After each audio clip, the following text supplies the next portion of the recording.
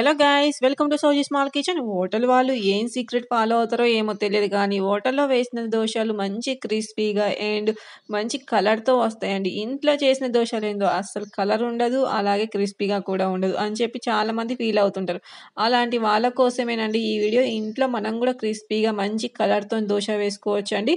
అది ఎలా వేసుకోవాలో చెప్తాను చూడండి. ఎంత మంచి కలర్తో వచ్చిందో చూస్తున్నారుగా దోశ అనేది, చాలా క్రిస్పీగా కూడా ఉన్నది చూస్తున్నారుగా. మనకు మంచి పర్ఫెక్ట్గా వచ్చింది కదా దోశ. ఇలా వచ్చిన దోశలో మంచి చట్నీ, కారం పొడి అద్దుకొని తింటుంటే అబ్బబ్బా ఆ టేస్టే వేరు కదా. దోశ తింటుంటే ఒకటే అనిపిస్తదండి, మనం హోటల్కి వెళ్ళి తెచ్చుకొని తింటున్నామా ఏంది దోశ ఇంత టేస్ట్గా ఉందనిపిస్తుంది. ఎందుకంటే హోటల్లో తింటే ఎంత రుచిగా ఉంటుందో ఇంట్లో చేసుకున్నా కానీ అంతే రుచిగా ఉంటుంది కాబట్టి మనకు అదే ఫీలింగ్ అనిపిస్తుంది అండి. హోటల్లో తిన్న ఫీలింగే అనిపిస్తుంది, అంత టేస్ట్ ఉంటుంది. కంపల్సరీ ట్రై చేయండి. అందుకోసం మనకు బియ్యం అయితే ఒక 2 గ్లాసులు బియ్యం తీసుకోండి.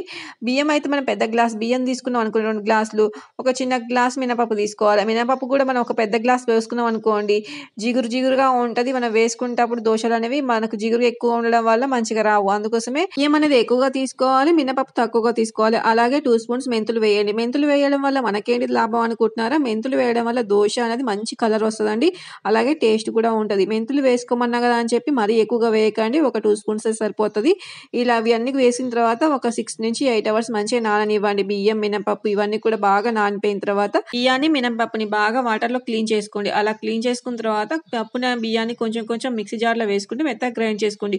కొన్ని వాటర్ యాడ్ చేసుకుంటే ఇలా మెత్తగా గ్రైండ్ చేసుకోవడం వల్ల మనకు దోశలు అనేవి మంచిగా వస్తాయి. అందుకోసమే పలుకు లేకుండా మంచి మెత్తగా గ్రైండ్ చేసుకోవాలి. అలా గ్రైండ్ చేసుకున్న పిండి అంతా కూడా ఒక గిన్నెలోకి వేసుకోండి. ఇప్పుడు లాస్ట్లో కొంచెం అన్నం కూడా మెత్తగా గ్రైండ్ చేసుకుని వేసుకోండి. అన్నం వేసుకోవడం వల్ల మనకు లాభం ఏంటిదంటే మంచి కలర్ వస్తుందండి దోశ అనేది. మనం మెంతులు వేసాం కదా, మెంతులు వేస్తే కూడా మంచి కలర్ వస్తుందని చెప్పారు కదా అనొచ్చు. మెంతులు వేసినా కానీ మంచి కలరే వస్తుంది, కానీ మనం అన్నం వేయడం వల్ల దోశ అనేది క్రిస్పీగా వస్తుంది, ఇంకా మంచి కలర్ వస్తుంది అనమాట.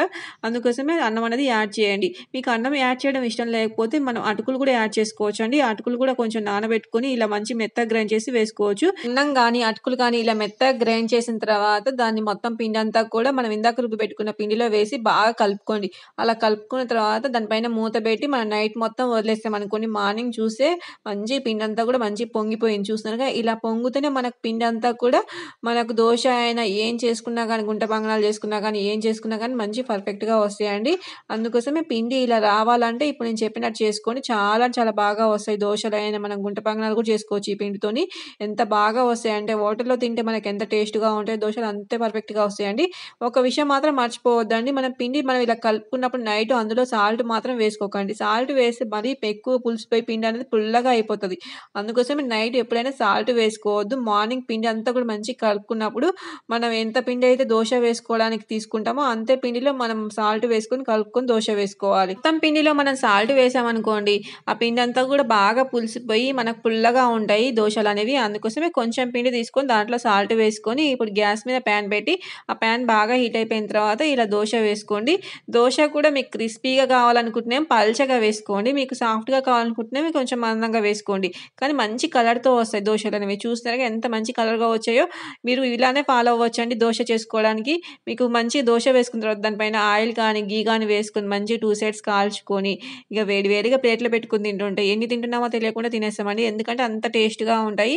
చూస్తున్నారుగా మంచి కలర్ మంచి టేస్ట్గా ఉంటాయి, ఎన్నైనా తినేస్తాం కదా దోశలు. అందుకోసమే ఇలా చెప్పినట్టు చేసుకోండి, చాలా బాగా వస్తాయి. ఆ దోశలు ఎన్ని వేసినా కానీ మనకు వేసినట్టు కూడా ఉండదండి, ఎందుకంటే ఫాస్ట్గా అయిపోతాయి దోశలు వేసుకోవడం కూడా. ఇలా క్రిస్పీగా రావాలంటే పల్చగా వేసుకున్నాం అనుకోండి మంచి క్రిస్పీగా వస్తాయి. మీకు క్రిస్పీగా ఇష్టం లేదనుకుంటే మందంగా వేసుకోవచ్చు. ఇలా ఆనియన్స్ దోశ వేసుకోవాలనుకున్నా కానీ దానిపైన ఆనియన్స్ కూడా వేసుకోవచ్చు అండి. ఇదే పిండితో మనం మంచి గుంట పొంగనాలు కూడా చేసుకోవచ్చు అండి, చాలా పర్ఫెక్ట్గా వస్తాయి. ఇలా వేసుకున్న దోశలోకి పల్లీ చట్నీ మంచి బెస్ట్ కాంబినేషన్ కదా. అలాగే కారం పొడి అండి, కారం పొడి ఈ పల్లీ చట్నీ అద్దుకొని తింటుంటే అబ్బబ్బా ఎన్ని తింటున్నామో తెలియకుండా అన్ని దోశలు తినేస్తామండి. దోశ అంటే ఇష్టపడని వాళ్ళు ఎవరు ఉంటారండి? ఎవరికైనా దోశ ఇష్టం ఉంటుంది. అది ఇష్టంగా చేసుకుంటే ఇంకెక్కువగా ఇష్టంగా తినాలనిపిస్తుంది. కంపల్సరీ ట్రై చేయండి. అలాగే మన ఛానల్ సబ్స్క్రైబ్ చేసుకోండి.